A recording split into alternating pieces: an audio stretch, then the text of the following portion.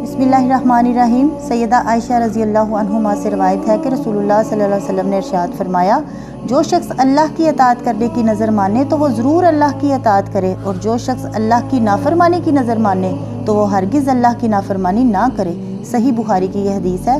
सिर्फ जायज़ काम की नज़र मानना चाहिए, नाजायज़ और बेढंगे कामों की नज़रें मानना दुरुस्त नहीं है।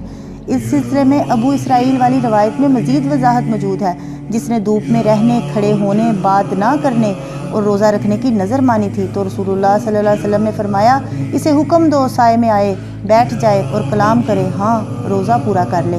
अगर गुनाह और नाफरमानी वाली नज़र मान बैठे तो अब नज़र को बहाना बनाकर गुनाह ना करें। ये अक़ीदा रखना दुरुस्त नहीं कि नज़र मानने से काम हो जाएगा। नीज़ नज़र सिर्फ अल्लाह ही के लिए जायज़ है।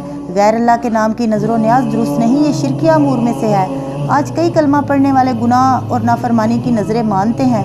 मसलन फ़लाँ बुज़ुर्ग की कब्र पर चढ़ावा चढ़ाऊँगा, या नाच गाना करवाऊँगा, या अगर अल्लाह ने बेटा दिया तो 7 घरों से मांग कर खिलाऊँगा। ये तमाम अमूर नाजायज़ और हराम हैं।